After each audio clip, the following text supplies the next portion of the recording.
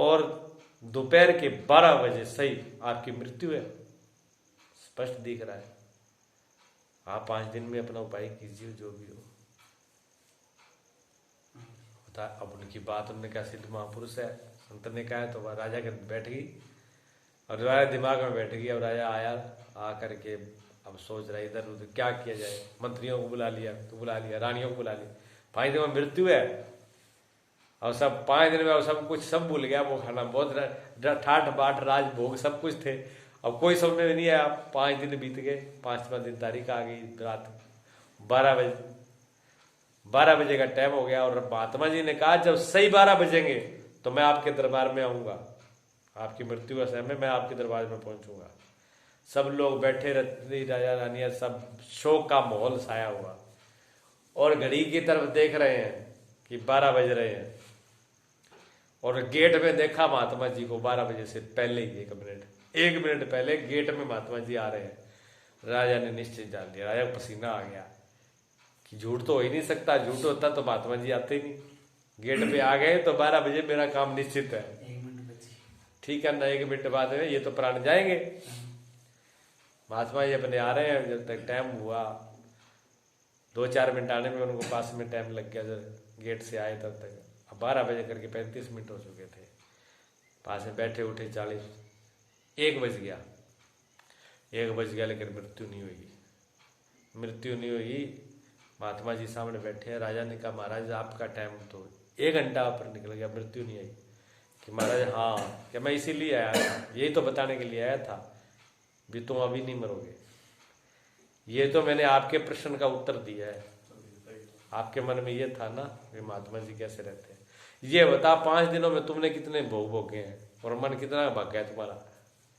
इन 5 दिन में तुम्हारा मन कहाँ गया और कितने भोग भोगे तुमने। तुम्हें दिख रही थी ये जीवन कितना है। ये जीवन ये मृत्यु की काल की गल में खड़ा हुआ है। ये जीवन की कोई अवधि नहीं, 1 क्षण बाद में कभी भी जा सकता है। 12 मैंने 5 दिन का तो बहुत बोल दिया था, 1 क्षण के बाद में कभी भी किसी का शरीर जा सकता है, सांस आए ना आए। ऐसी हालत में तुम भोगों की बातें कर रहे हो। ये ना समझिए। जिसमें विवेक आ गया, जिसमें पहले ये विवेक आ गया, समझ आ गई, तो फिर वैराग ऐसा होता है, इसको वैराग कहते हैं। वो फिर उधर नहीं देखता है, संसार में नहीं, वो फिर उधर चलेगा समझ पूर्वक। तो ये होगा वैराग। 2 है। तीसरा फिर क्या है, खट संपत्ति। 6 प्रकार की संपत्ति एक ही साधन, 6 चीजों को एक साधन बताया है। जैसे एक माला सोने की हो या किसी की भी माला हो, उसमें 100 या 20 या 21 51 कितने मन के हो सकते हैं, लेकिन वो आभूषण तो एक ही माना जाएगा ना। एक माला एक आभूषण माना जाएगा, चाहे उसमें कितने भी मन के हो। इसी प्रकार 6 चीजों को मिलाकर के एक साधन है। वो कौन सा है, समाधि का। सम दम श्रद्धा, तीसरी समाधान, उपराम छठी तितिक्षा, जानिए भिन्न भिन्न ये नाम। सम दम श्रद्धा तीसरी, समाधान उपराम, और छठी तितिक्षा, जानिए भिन्न भिन्न ये नाम। ये 6 चीजें हैं। 6 चीजों का साधन एक ही है। सम कहते हैं मन को रोकना, मन को शांत कर देना, सम। दम कहते हैं इंद्रियों को रोकना, इंद्रियों को रोकना। ठीक है, ये एक दूसरे की पूरक है। अब आप जबरदस्त अपनी आंख को रोको और मन आपका शांत नहीं है, आंख को रोक नहीं पाओगे। ठीक है ना।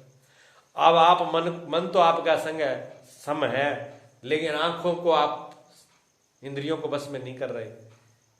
कान कहीं जा रहे, मन कहीं जा रहे, जो मर्जी कर रहे हो, तो मन भी शांत रहेगा नहीं। मन और इंद्रियों को एक साथ रोकना, इसलिए सम और दम। आपकी इंद्रियां भी कंट्रोल हो, आपका मन भी कंट्रोल हो। मन जो है वो लगाम है, घोड़े इंद्रियां है। ये इंद्रियां घोड़े हैं, लगाम मन है। लगाम को कंट्रोल रखो, भी घोड़ों को कंट्रोल रखो। तीसरी श्रद्धा, तीसरी श्रद्धा, श्रद्धा जुड़ी हुई है। श्रद्धावान लभते ज्ञानम, बिना श्रद्धा के कुछ भी नहीं होगा। बिना श्रद्धा के न ज्ञान होगा, बिना श्रद्धा के न भक्ति होगी, बिना श्रद्धा के न गुरु शिष्य का संबंध जुड़ेगा, बिना श्रद्धा के न इस मार्ग पर चल पाओगे। श्रद्धा हर चीज में अनिवार्य है। बिना श्रद्धा के कोई चीज की सिद्धि हो नहीं सकती। श्रद्धा बिना फल लगेगा ही नहीं।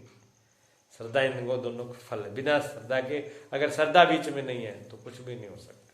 श्रद्धा में बहुत बड़ा बल है। श्रद्धा के भरोसे ही ये रास्ता चलता है। जिसमें श्रद्धा नहीं है वो इस रास्ते पर चल नहीं पाता है।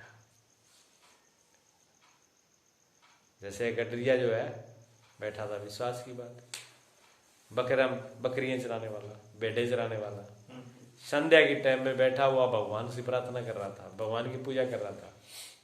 पूजा उसकी क्या थी? पूजा ऐसी थी क्योंकि वो तो पढ़ा लिखा था नहीं, वेद शास्त्र पढ़े नहीं थे, लेकिन संस्कार थे भक्ति के, भाव के, परमात्मा के। क्योंकि भक्ति भाव परमात्मा सत्य के तो व्यक्ति सभी जुड़े हुए हैं, लेकिन दब जाते हैं संस्कार। जहाँ ऐसा कुल समाज मिल जाए, माँ बाप ऐसे मिल जाए कि वो उनमें संस्कार ही ना हो, वो एक अलग बात है। लेकिन मानव जीवन तो परमात्मा के लिए मिला है ना। तो मानव परमात्मा का पाने के हर मानव का जन्म सिद्ध अधिकार है, जन्म से ही अधिकार है उसका। कोई डिग्रियां लेने की जरूरत नहीं है।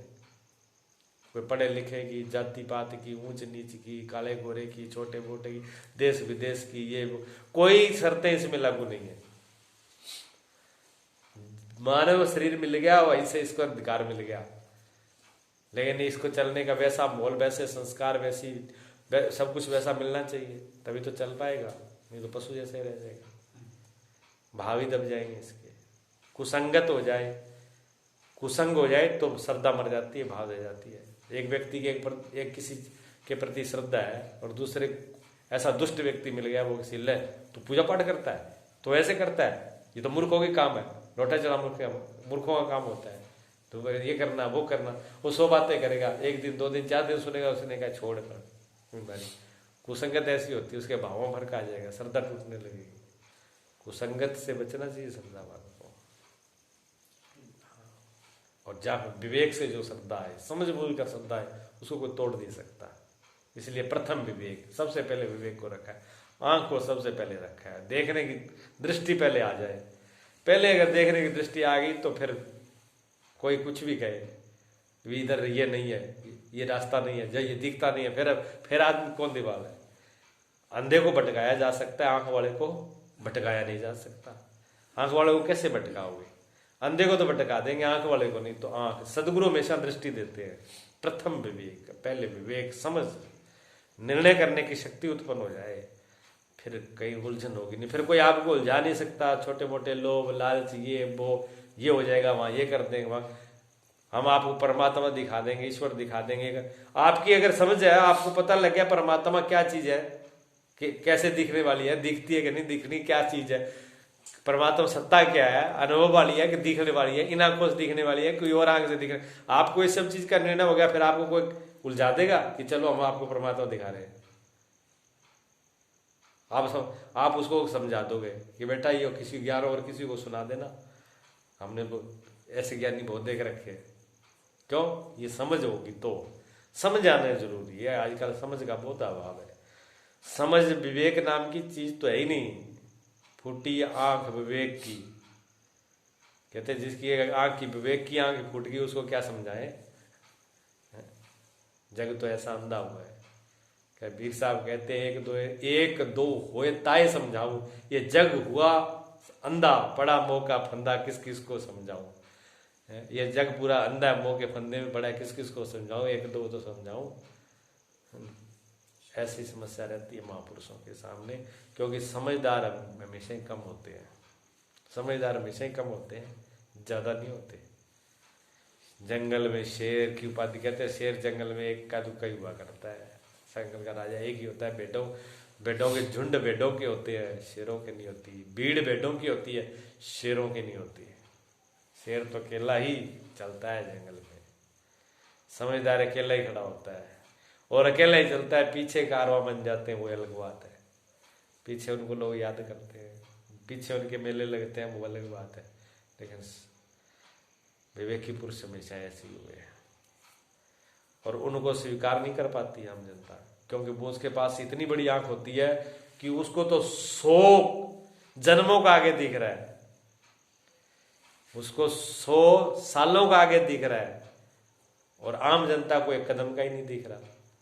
वो बात कर रहा है आगे आने वाली पीढ़ी की, और वो अभी ये पैर की बात कर रहे हैं कि बस रोटी के लिए फ्री मिल जाए, कणक फ्री मिल जाए, आटा फ्री मिल जाए, नौकरी फ्री मिल जाए, बिजली फ्री मिल जाए। वो इस चक्कर में घूम रहे हैं। और विचार मानिए देखता भी आगे क्या होगा, आगे उसका परिणाम क्या होगा। समझदार आदमी फ्री की चीज पर नहीं लट्टू होता। वो तो एक अन्न का टुकड़ा भी खाता है तो उसमें विचार करता है कि मुझे अपने हक से और खिला करके खाना है, मुझे अपने हक से खिला करके खाना है। भगवान कृष्ण कहते हैं गीता में, जो बांट के खाता है, भाई यज्ञ होकर खाता है, वो पुण्य को खाता है, और जो अपना ही पेट भरता है दूसरे को नहीं खिला, वो तो पाप की कमाई खाता है। नानक देव जी ने कहा कीर्ति वंड छको, पहले बांटो फिर खाओ। नारे हम, ये महापुरुषों की संस्कृति है, लूटने की, खाने की नहीं, खुआने की संस्कृति है। हमारी संस्कृति देने की है, सेवा करने की है, खिलाने की है, खुआने की, लूटने की, खोसने की नहीं है। ये संस्कृति हमारी है ही नहीं। लेकिन हमने गलत चीज को पढ़ा, तो विवेक नहीं है, समझ नहीं है। विवेक समझ के सबसे पहले इसलिए विवेक रखा, फिर वैराग करना, फिर खट संपत्ति, तो सम दम, तीसरी श्रद्धा। ठीक है। तो वो बकरियों भेड़े चराता था, तो भेड़े चराते चराते उसने शाम को बैठ के अपना थोड़ा भगवान से प्रार्थना करता। एक दिन बोकुजू नाम के फकीर वहां से निकले। उन्होंने देखा ये बकरियां भेड़े चराने वाला ये सब बैठ करके, और संध्या हो रही है, संध्या बैठ गया तो ये भी प्रार्थना करता है। वो चुपचाप खड़े हो गए कि हम भी देखें कैसी प्रार्थना कर रहे हैं। अब वो आंखें उसने बंद करी, बैठा और कहते हैं प्रभु आप एक बार आ जाओ मेरे पास, आपको नहला दूंगा, हमारे बढ़िया जो साबन लेके आए थे उससे नहला दूंगा, कुएं के पानी से नहला दूंगा, आपकी सारी जुएं निकाल दूंगा। ठीक है। हमारे जो सरसों का तेल अभी ताजा निकाला उससे आपको तेल लगा करके आपकी बाल निकाल दूंगा, कंघी कर दूंगा। अब ऐसी उसकी प्रार्थना थी। अब बोक जी थोड़ी देर तो सुनता रहा, सुनते सुनने कहा मूर्ख है, भगवान के तेरी भेड़ है जो जुए निकालेगा और उसे कंघी करेगा। उसने कहा जी गलती हो गई। सीधा साधा था ना कि गलती हो गई, हमें पता ही नहीं कैसे करने, आप बताओ। उन्होंने मंत्र पढ़ा दिए कि इस मंत्र को जाप करो। अनपढ़ था, मंत्र याद कर बहुत देर को थप जाई करी, नहीं हुआ। बहुत कोशिश के बाद में एक दो अक्षर सीख पाया।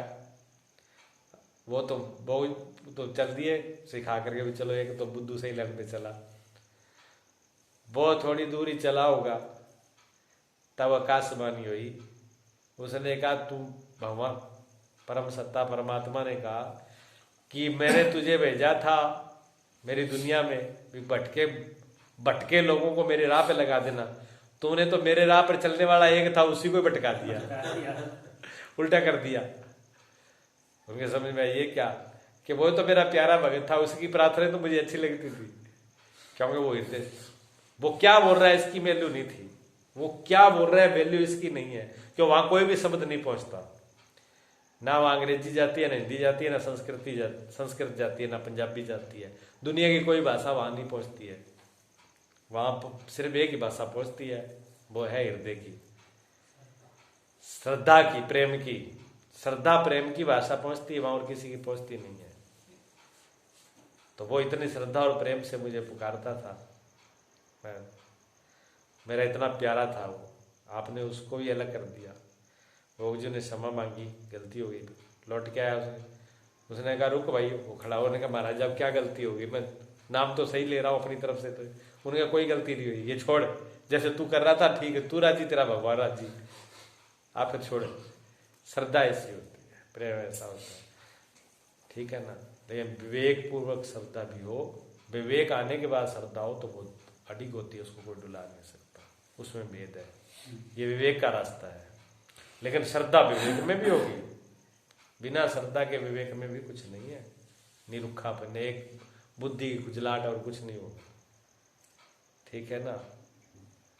और बिना विवेक के अगर श्रद्धा और प्रेम ही रहे तो भटकना हो जाता है, हृदय की पीड़ा होती है। दोनों चाहिए।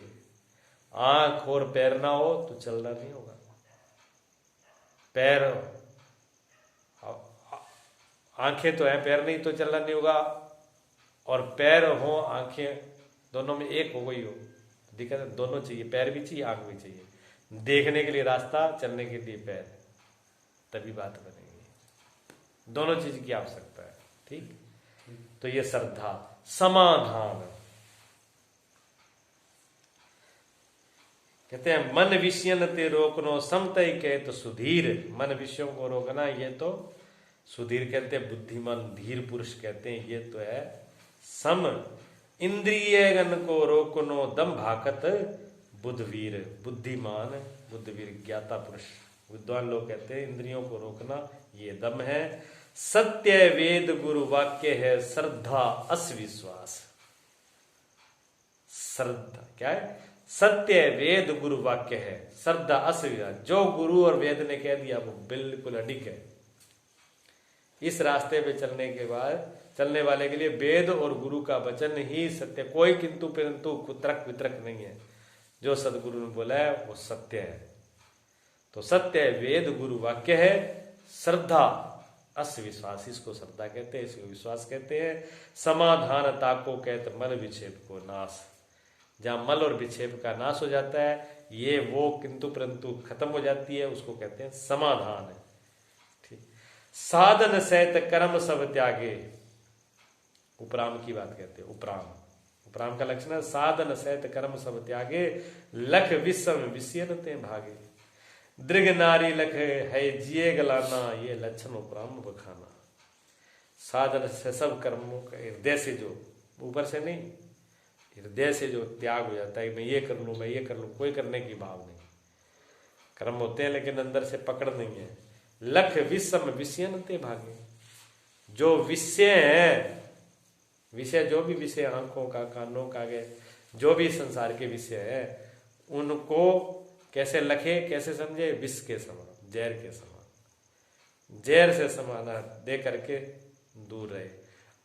अब पहले वैराग बता दिया उन्होंने। वैराग में कहा था सब ब्रह्म लोक को भोग, चाहे सबन को त्याग, सारे भोगों को जो त्याग करे वो वैराग है। फिर उन्होंने उपराम क्यों कह दिया? आगे जाके उपराम भी कह दिया। तो उपराम में और वैराग में फिर भेद क्या? उपराम में भी तो त्याग ही है, छोड़ना ही तो है। साधन सहित लख विषम विषयनते भागे हैं, ठीक है। और दीर्घ नारी लख हो जिए गलाना, मतलब नारी को देख के गलानी हो जाए। ऐसे ही कोई स्त्री है तो उसको पुरुष देख करके पुरुष नाम से ही गिलानी हो जाए। ये उपराम के लक्षण कहते हैं। ये लक्षण उपराम खाना, ये लक्षण उपराम के हैं। बता तो रहा हूँ, उपराम का अर्थ ही तो कर रहा हूँ। आपकी पकड़ में आया नहीं है? उपराम नहीं आया, नहीं आया ना। बैराग आ गया। बैराग का क्या मतलब होता है? बैराग त्याग, बैराग मतलब त्याग करना, ठीक है। उपराम, उपराम कहते हैं कि लख विष सम विषयनते भागे। अनेक प्रकार का विषय बाँव उठ गए, कोई भी विषय जो भी है भोग है, उनको विष के समान देखना। अब थोड़ा सा उसमें भेद है, वो भेद बता रहा हूँ, स्पष्ट हो जाएगा। बैराग तो विषयों, ब्रह्मलोक विषयों से अलग हो जाना, छोड़ देना, त्याग देना। अच्छा, त्याग तो दिया हमने, कहा राजेंद्र ये चीज त्याग दो, त्याग तो दी, लेकिन मन में इच्छा तो है, फिर भी कामना नहीं। भी इच्छा है भी मुझे तो ये, अब गुरुजी ने कह दिया तो मैं अब खाऊंगा तो नहीं, पर मुझे अच्छी लगता है ये चीज, मुझे बहुत अच्छी लगती है, खानी तो पड़ेगी। कोई आदमी आदी है शराब का, गुरुजी ने कह दिया शराब नहीं पीना। अब गुरुजी की आज्ञा का पालन करके छोड़ तो दिया उसने, लेकिन मन में बड़ी इच्छा है मिल जाए ना। अब गुरुजी की आज्ञा का पालन होगा तो नहीं करना, पर बहुत जी कर रहा है, ठीक है। अब छोड़ तो दिया लेकिन फिर भी मन में है, वो तो है वैराग। वैराग में अभी राग है, ठीक है, वैराग नहीं। लेकिन यहाँ क्या करें, उपराम में क्या करें? लख विष सम, उसने उन भोगों को, उन चीज को जहर की तरह लख लिया है, समझ लिया है। जान लिया पूरा, उसको जान लिया।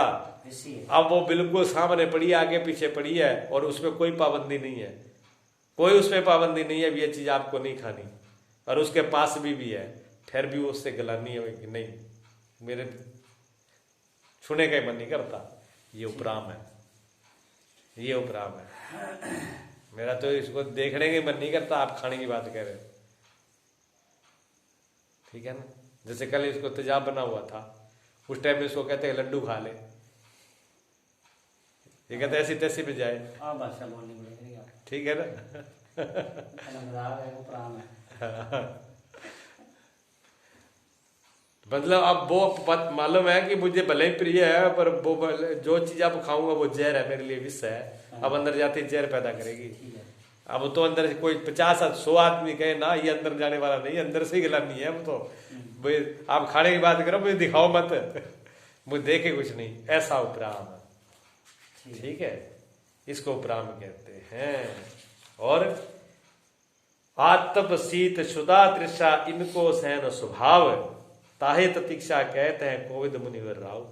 ततिक्षा छठी ततिक्षा है। ततिक्षा कहते हैं आतप, आतप कहते हैं ताप, गर्मी, शीत मैंने ठंडा, ठंड और गर्म में शुदा और तृषा भूख और प्यास, इनको सहन स्वभाव। बहुत बड़ी गर्मी है, हाय तो बात नहीं करने लगे, बहुत गर्मी आप मरेंगे, ये वो बुरा नहीं, कितनी गर्मी है तो भी सहन, कितनी सर्दी है तो भी सहन, भूख को भी सहन, प्यास को भी सहन, अच्छाई बुराई को भी सहन, हानि लाभ को भी सहन। ऐसे जो सहन करने की, घाटे नफे की, बुराई भलाई को, अच्छे बुरे को सहन करने की जो शक्ति है, सहन करने की जो है, उसको क्या कहते हैं? ततिक्षा। हाँ, सहन करना आना चाहिए। संभाव अलग चीज है, सहन करना अलग चीज है। सहन करनी आनी चाहिए। समय तो सम हो ही जाएगा, उसमें तो फिर साधना नहीं पड़ेगी, इसमें साधना पड़ता है। हाँ, इसमें तैयार करना पड़ता है अपने आप। सम हो गया वो तो फिर उसको कोई ऐसा नहीं, वो सिद्धि है। सम होना मतलब सिद्ध है, ये रास्ता है, ये साधन है, समता मंजिल है। सम तो वो व्यक्ति हो जाता है जो पहुंच गया, सहज है, सम है, सहज योग, समतम योग उच्चते। योग क्या है? सम हो जाना योग है। योग मैंने मिलना, परमात्म सत्ता से एक हो जाना। गीता में मिला इसको भगवान ने। लेकिन ये साधन है, साधन में प्रयास होता है, साधन में मेहनत होती है। ठीक है ना। आतप शीत शुदा इनको सहन स्वभाव, ताहि तितिक्षा कहते हैं कोविद। समाधि घट संपत्ति भाकत साधन एक, इम नवे नव नहीं है, एक 4